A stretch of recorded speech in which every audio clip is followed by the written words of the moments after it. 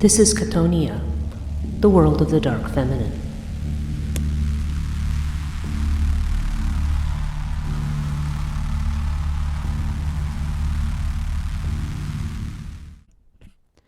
Hello and welcome to Chthonia, the podcast dealing with the dark feminine. I'm your host, Breach Burke.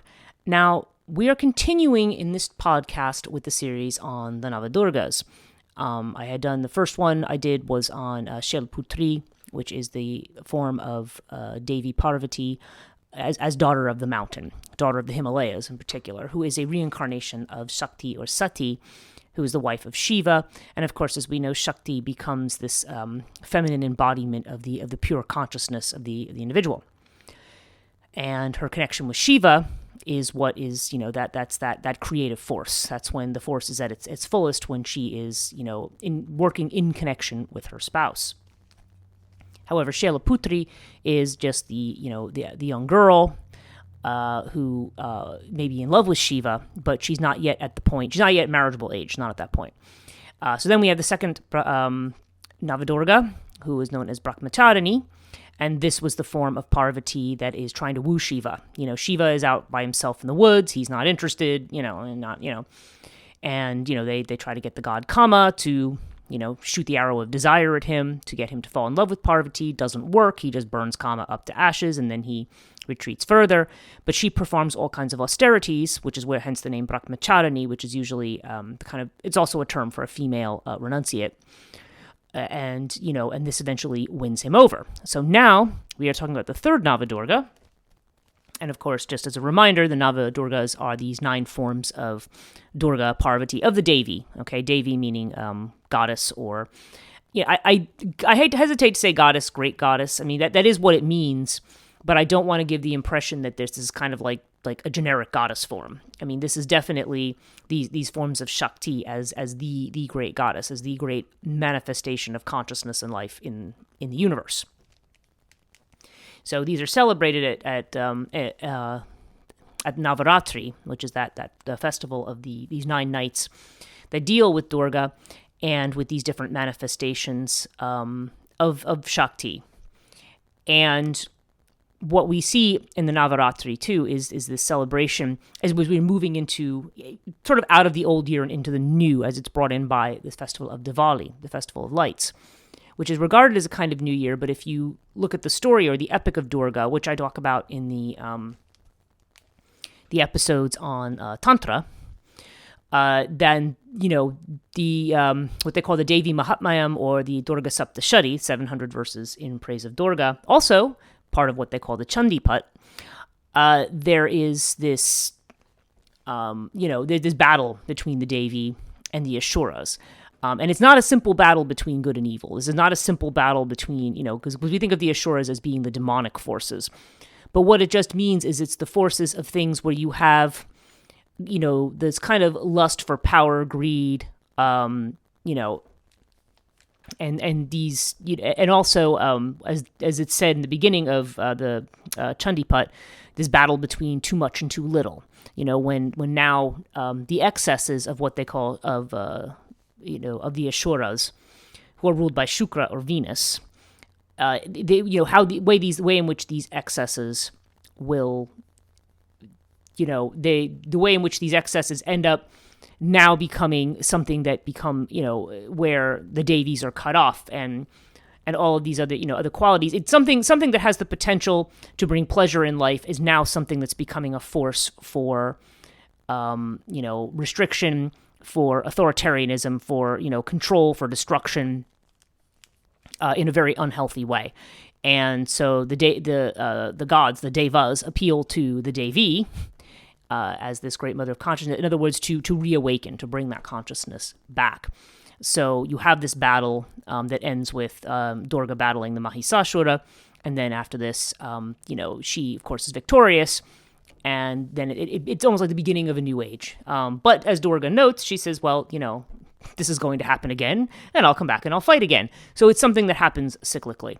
So we have this, this festival that occurs. And so what we are looking at in this series is these different Navadurgas, the different manifestations of the goddess that are celebrated on each of these 9 nights of Navaratri. Excuse me. So today we are talking about Chandraghanta. Now, Chandraghanta is the form of goddess Parvati who is married. Okay. Now, Chandraghanta literally means like moon bell. Okay. Chandra is the moon, and Ganta is the name for a bell.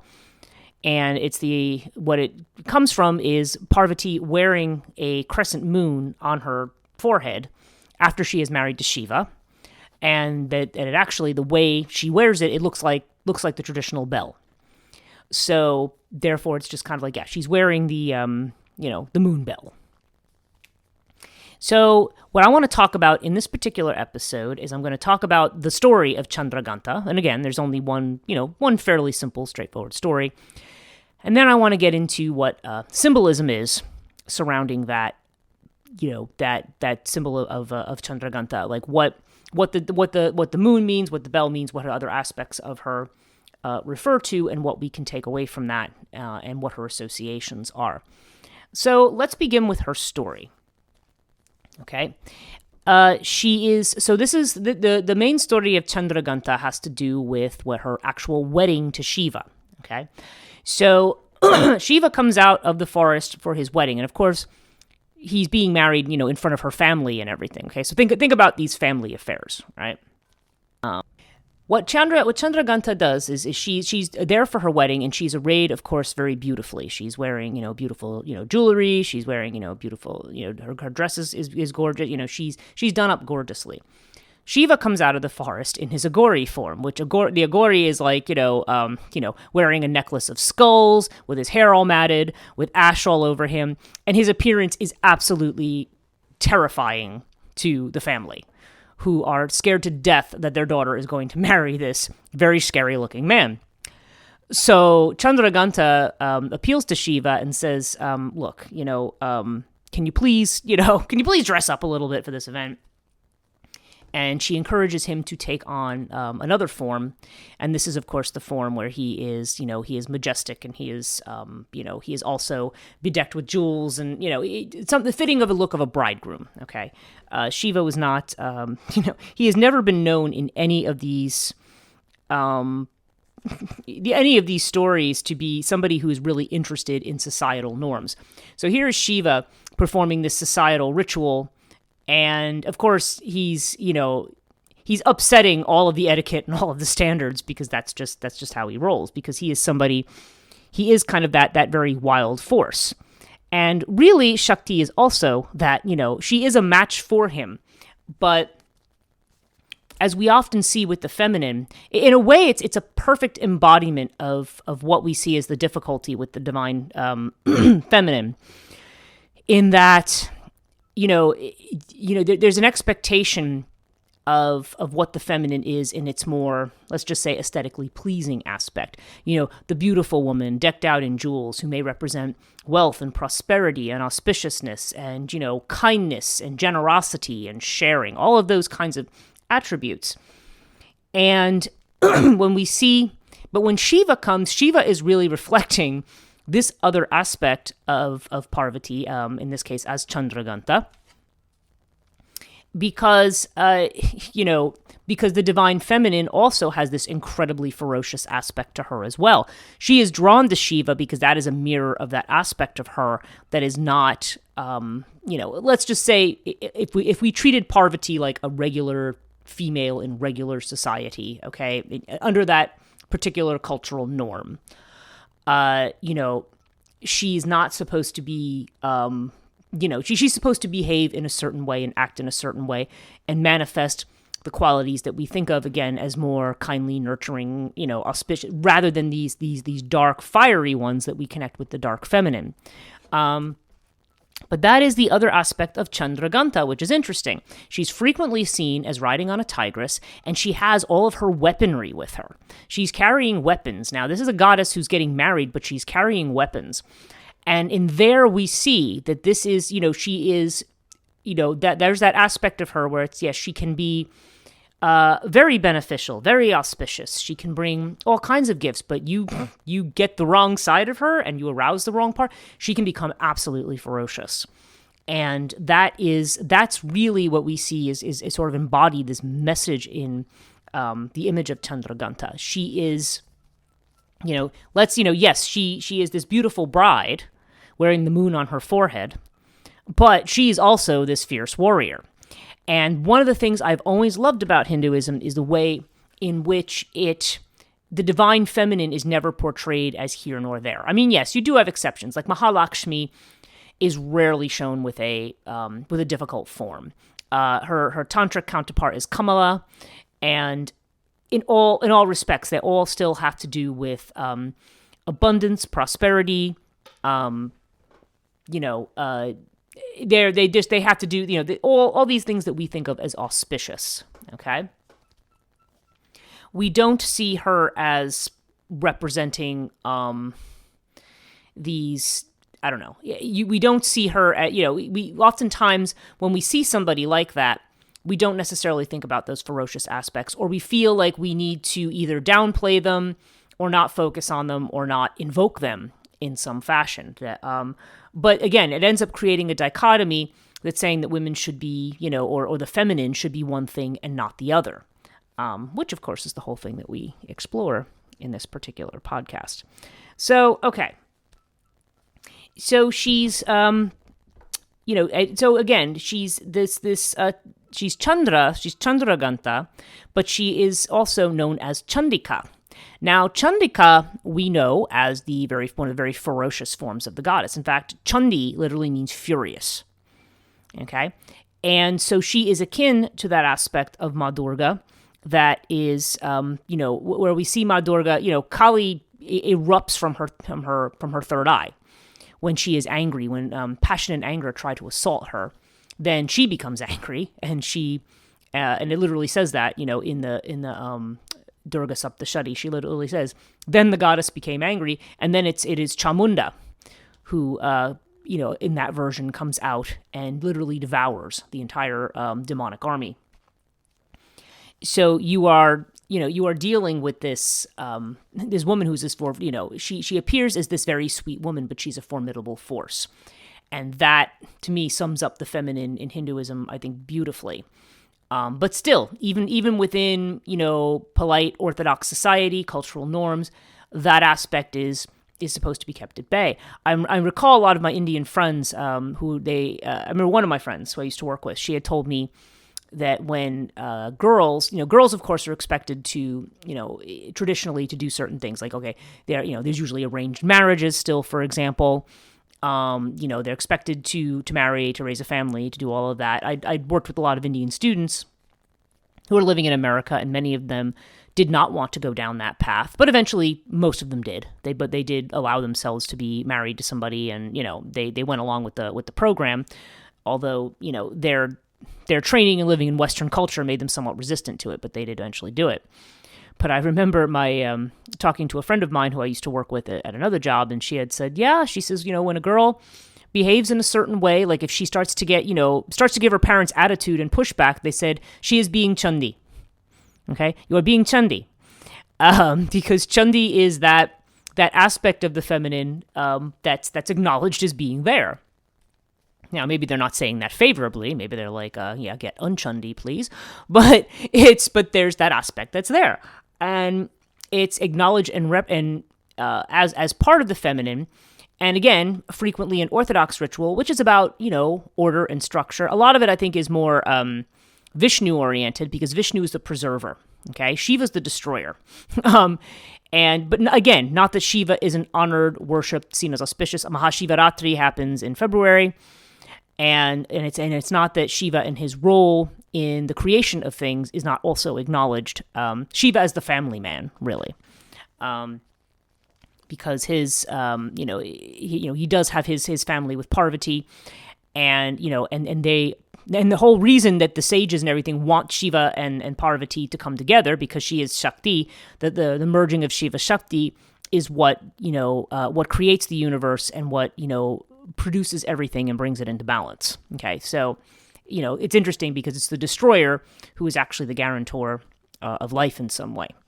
But as we've said, Shiva without Shakti is Shava. He's a corpse. So so there's this whole dynamic that goes on. But Shiva appearing at his wedding in an Aghori form. I mean, it's unpleasant because the family's scared by him. Okay, scared by the scary man who's coming to marry their daughter. Okay, there's that obvious thing on the surface. But also because that very scary man who appears is also a reflection of who Parvati is. Okay, that's kind of what my point is.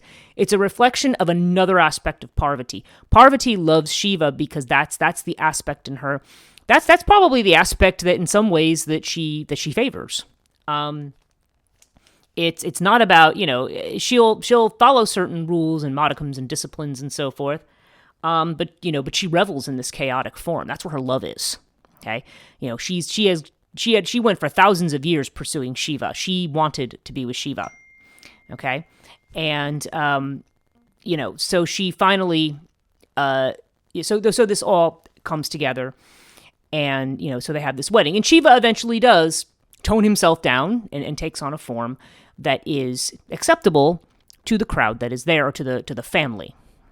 And if we think about that in our own lives, we think about the way in which we feel that we need to smooth over or hide certain aspects of ourselves, for our families, who frequently don't understand what we're about. And I think that's true. I think that I can safely say that. I mean, there are people who have very close relationships with their parents, and, but the dynamic there may be different. In those cases, I find that the people it's like, oh, I'm really close to mom and so forth. It's because, you have the same ideals or on the same page. If you have a parent who wants you to follow the traditional societal script, chances are if you're quote unquote close with mom, then you are following the traditional societal script. Okay. And here, of course, Parvati is expected to do that. Of course, she wants to do that. But the man she loves is this man who is, who has this Aghori form. So there's, so she is, and a man who would probably devour corpses and hangs out with, and they said he comes with this retinue of, pisachara, with these, ghosts and demons and ghouls. So, he's a representation of all of those terrifying forces, that are attractive to Parvati. Okay. And so her family's thinking like, gosh, you want to marry? I mean, even in her initial form as Sati, okay. Her father is, he despises Shiva because Shiva does not follow any of those norms. He doesn't bow to him. He doesn't treat him with a certain deference because Shiva's just like, I don't care. He sits there and he's steeped in meditation a lot of the time. And generally, if you arouse his anger, he'll rip you a new one. He'll rip you to shreds. But Shiva is known for being very merciful. So, after he's been angered, it's very easy to also turn around and say, oh, I'm sorry, Shiva, please save me. And he'll be like, all right. And he'll turn around and he'll do it, So, Shiva's not, irascibly wrathful. I mean, he will get wrathful, but if he destroys something and someone says, oh, no, then he'll be like, oh, okay, I'll bring it back, So he's quick to anger, but he's also quick to try to make an amend too. So, but he's not a deity to be disrespected, but it gets back to the idea that we disrespect that darkness. We disrespect that thing. We shun it as a pollution. And that was always one of the interesting things about Tantra as well, is the way in which pollution is sometimes celebrated. For example, through the goddess, the manifestation of Parvati called Matangi, who is a goddess who is worshipped through the feeding of leftover food, which in Orthodox Hinduism was like a big no-no. You don't make leftover offerings to the gods. Everything needs to be new and fresh. And but Matangi is the one who eats the leftovers. She deals in the polluted. But again, she is also an aspect of Parvati. She's also an aspect of the feminine. This sort of unclean and impure aspect that is worshipped and celebrated. But again, not worshipped and celebrated typically, again, maybe respected in the Orthodox community, not treated like she's demonic and needs to be expelled, not that kind of a thing. But also, those do not tend to be the aspects of Devi that are highlighted most of the time. The scariest form generally we see is Durga or Kali, Not that Kali isn't formidable, but Kali Puja and things like that are not. It's funny when I read on these sites about the celebrations and how they take place. A lot of times there's a lot of caveats like, okay, if you are not an actual pujari or brahmachari or not, you should not be celebrating these rituals. You should stay away from them as a quote unquote ordinary person living ordinary life, because the results of working with those forces can be can disrupt your life in a rather cataclysmic way if not approached correctly. That said, I'm the kind of person who says, well, if you are following a completely non-traditional path and you are looking to shake things up, then you will gravitate towards these deities.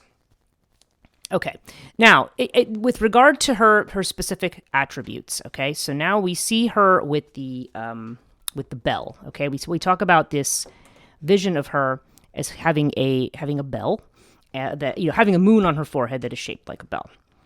Okay. So I'm reading a little bit from Sri Sri Ravi Shankar, Gurudev Sri Sri Ravi Shankar. I think not to be confused with Ravi Shankar, the guy who plays the sitar. He talks about the hidden meaning of Chandraghanta, and this is what he says. He says, Chandra signifies the various feelings or shades of emotions and thoughts, similar to different phases of waxing and waning moon. Ganta means a bell from which only one kind of sound arises. Do you ever hear multiple sounds from a bell? No. No matter how you play it, only one kind of sound comes from the bell. In the same way, when the mind that is scattered and entangled in different thoughts and emotions gets consolidated and established at one point, in the divine, as he says, then it gives rise to the divine energy within us, which becomes one-pointed and rises upward. This is the rising of Kundalini energy, which is also the Shakti energy, okay, which would be connected with goddess Parvati. This is what is meant by Chandraghanta. Her name literally means bell of the moon. It means that state where the scattered mind becomes steady and consolidated towards one thing only. Do not run away from the mind, for the mind is also a form and manifestation of the Mother Divine. Mother Divine is present even as sorrow, misery, hunger, and peace as well. Yes, just kind of the point I was just making. The essence here is to take everything together, whether harmonious or unpleasant, as a collective whole, bringing all thoughts, emotions, and sounds as one nahad, or sound, like the sound of a bell or a large gong makes. This is the meaning behind Devi's name, Chandraghanta, and the third day of Navaratri is celebrated to honor this form of the Divine Mother. Okay. So yes, he's talking, the idea that you are taking all thoughts, and you notice what he says there. This is a matter of integration. This is not a matter of, I'm going to purify myself of all unpleasant or unhappy thoughts or sorrow.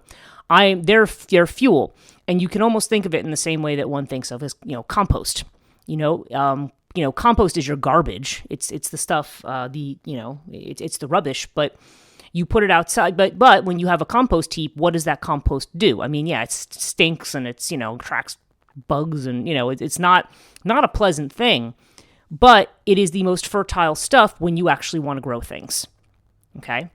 This is also a bit of the idea behind alchemy as well. In this alchemical process in which you are changing over, it's this process of where you're taking all of the material.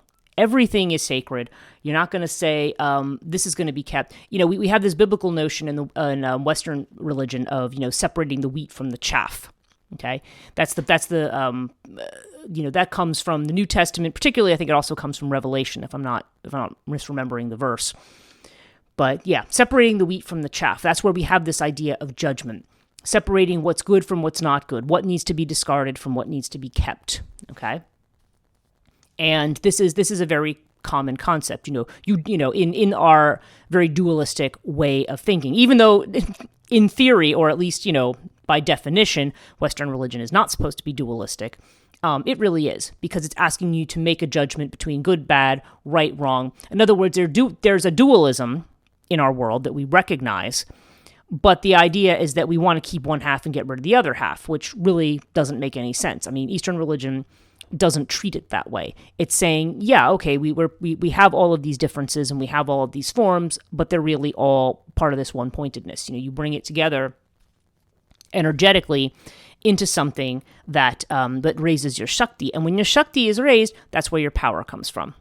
That's when you're embodied in the full power of consciousness, where it's not just about the rational mind.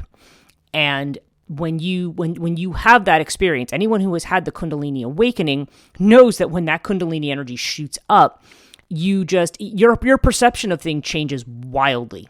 You're not in a space where your rational mind can't, is blown away and yet there's a complete and full understanding of things where you are and as they are. Okay. But there's no need for language. We place a really heavy value on language. And again, it's not that sound isn't important. Like, part of this one-pointedness can be arrived at, say, through mantra practice, for example. Okay, you can do different things with sound, and in fact, Shiva himself is very much is very much associated with the bringing of sounds, bringing of the Sanskrit alphabet in particular. In a world of silence, it's Shiva's drum. Okay, his drum that he plays. It's the drum that he plays to destroy the world, but it's also where he brings sound in. And there is something called the Maheshwara Sutras, which are very interesting to listen to. There's I want to say, is it Pandit Jasraj? That does a version of it that you can get. I think it's available for download might be on iTunes, might be in Amazon, might have a version of it. But it's called the Maheshwara. I'm sorry, I'm saying Mahadeva. The Maheshwara Sutras. That's what it's called. Maheshwara being another name for Shiva. And it goes through all the different sounds, which I would repeat to you right now, but I'm sure I will get them wrong again. I know what most of them are, but it's a really fascinating Shiva chant for kind of getting you into the energy. It's the energy of the thunderstorm. Okay, the thunderbolt has a huge role in most religions. Most of the kings of the gods in world religions, including Jehovah or Yahweh, they're usually associated initially with storms, lightning, and thunder. The lightning is supposed to have this kind of this awakening, and that that there may be a literal aspect to that, and there's a metaphorical one, or just an energetic one as well. Because, like I said, when Kundalini rises, it is like a bolt of electricity that just goes through you. So all of these things are connected here. And Chandraghanta is that form of Parvati who's now getting married to Shiva, and is, like you said, is that bell that's preparing you for that one-pointedness, so that you can rise up to that level. At the same time, the mythology of her, as we see, has to do with her, trying to take the raw and sometimes terrifying aspect of this numinous force, and kind of putting it in a dressing that is appealing to the social norms, to the family, to what is expected in this, and again, it also reveals something about Parvati's nature as much as it does about Shiva's. Okay, so let's just see. I have a few other notes on her here. Just another quick description of her. It says Chandraghanta has 10 hands, where 2 hands hold a trishula, or a trident, a gada, or a mace, a bow arrow, a kadak, or sword, kamala, or a lotus flower, a ganta, or a bell, and a kamandal, which is a water pot. Okay, and as we saw, Brahmacharani also carried the kamandal. While one of her hands remains in a blessing posture, or an abhaya mudra, which is the mudra where the hand is held up, and literally it means fear not. Kali also has her hand in this mudra. She has her hand positioned 2 different ways, but basically the hand that's up like that is the fear not. So yes, I have all these terrifying weapons, but you don't need to be afraid of me. She rides on a tiger or lion as her vehicle, which represents bravery and courage. She wears the half moon depicting a bell on her forehead and the third eye in the middle of her forehead. Her complexion is golden. Shiva sees Chandraghanta's form as a great example of beauty, charm, and grace. She rides, like I said, okay, so, they're mentioning how as she rides a tiger or lion as her vehicle. It says, however, in accordance with many of the scriptures, there is a mention of Sima Asana, or Sima Rudra, which refers to the lion, Sima, as being ridden, Ruda, not Rudra, and then being seated on as an asana by the goddesses. This form of Devi Chandraghanta is a more warrior-ready and apparently aggressive form the goddess Durga takes. However, despite being adorned with various weapons, she is also equally caring, benevolent, and represents motherly qualities to her devotees. While the primary cause of this form was the destruction of demons, her rather fierce depiction brings with it the encouragement that praying to her can grant one fearlessness. She is otherwise the very embodiment of serenity. So, and this gets back to the paradox I've often said about the divine feminine and the connection of the divine feminine to war in particular. Because we see in our thinking, again, Western thinking about what we think of as matriarchal myth, that the feminine is always this kind, motherly, graceful, nurturing, maybe earthy, but earthy in the way of here's the mom who's going to, bring the harvest and bake the bread and, do this kind of thing, grandmotherly kind of wisdom and energy. Whereas this, she's standing there with weapons at the ready. She's not, it's not like our characterization of the kindly grandmother versus the wicked hag. You know what I mean? And, but we see that certainly in ancient Near Eastern religions, like within Babylonian and Sumerian religion, for example, and you also see it in, here is this idea of the beautiful, benevolent female who is also a warrior and a war goddess. Okay. So, and in fact, the child of Shiva and Shakti is Skanda, and Skanda is a deity of war. So it's, there's this idea of, there's this definitely, it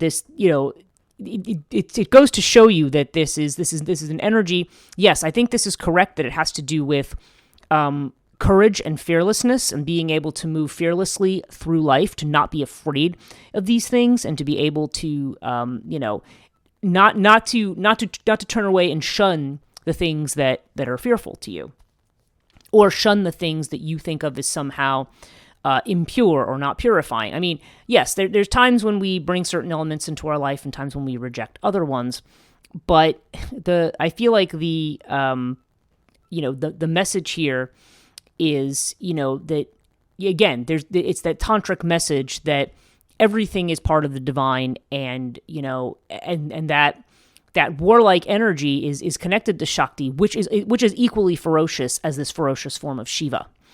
Okay?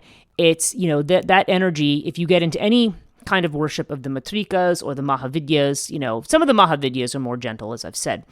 But many of them have these extremely ferocious forms, or these extremely paradoxical forms to people who want to view deities as either being good or not good. Okay. The other thing noted here is that Chandraghanta has to do with the Manipura chakra, which is the solar plexus. It is, it is the third chakra. It's usually considered to be golden or yellow in color, just as her skin complexion is. And the Manipura is traditionally the way we think of it, well, traditionally or not traditionally, but certainly when we talk about chakras, the Manipura chakra is generally the, that's like where your confidence center is. That's your gut. It's not your gut in the sense of the sacral, which is just below it, but it is your emotional center. And frequently, like if we think about making a public presentation or something and we get, butterflies in our stomach or we get upset, our sense of confidence and the way that we project ourselves out tends to go through the gut. There's a lot of things that go through the gut. I was talking the other day with somebody about the fact that, who had a client who had regular headaches. And I said, well, when I did a certain session for her, I said, well, your gut seems to be out of balance.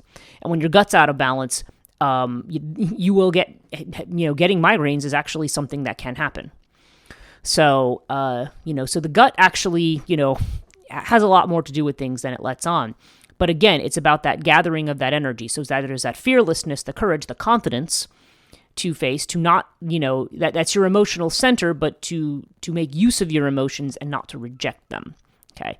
To see what their proper place is and how they, this sort of center point, almost center point in you of integration, just below the heart chakra. So that's what I think I'm going to say about Chandraghanta. I don't want to, again, as I've said, I know I have a habit of waxing on in some of these things. So I'm just going to take a quick look over my notes to see if I missed anything that I wanted to talk about, and I don't think so. I think we've looked at her symbolism. We've looked at her in this married form. We've looked at the, her connection or reflection of the Aghori aspect of things. And, as demonstrated by the fact that she is armed and ferocious, but she is also kind and auspicious. So, yeah, energy you don't want to tamper with, but also not necessarily energy you need to be afraid of either. Thanks very much for listening. Please check out Chthonia.net for all my work. I've got a lot of updating to do on both of my websites. Also my website for my personal business called liminalreiki.com. There's a lot of changes that's been going on lately. My whole mode of making a living has shifted yet again. So I am, I have been and apologies to people because I feel like I want to be more communicative with everybody, both on social media and on Patreon especially. And it's just been, things have been rather chaotic lately. And where I found that what my normal routine is for a day, I'm like, okay, well, we got to throw half this out because these things need to get done. So, so it's been quite a busy and chaotic period, but I will have more updates on that. If you would like to join my Patreon, it's patreon.com/Chthonia. I'm hoping to, like I said, one of my focuses and priorities is to make sure that I have a lot more extra content to put up there for listeners. I will have more extra content on this month's Chthonia conversation for people coming up. Again, it's running a little bit late, but certainly it will come out this week. And social media on Chthonia Podcast, 2 words on Facebook, 1 word on Twitter and Instagram. And with that, I'm going to say thanks again, and I will see you in the next episode.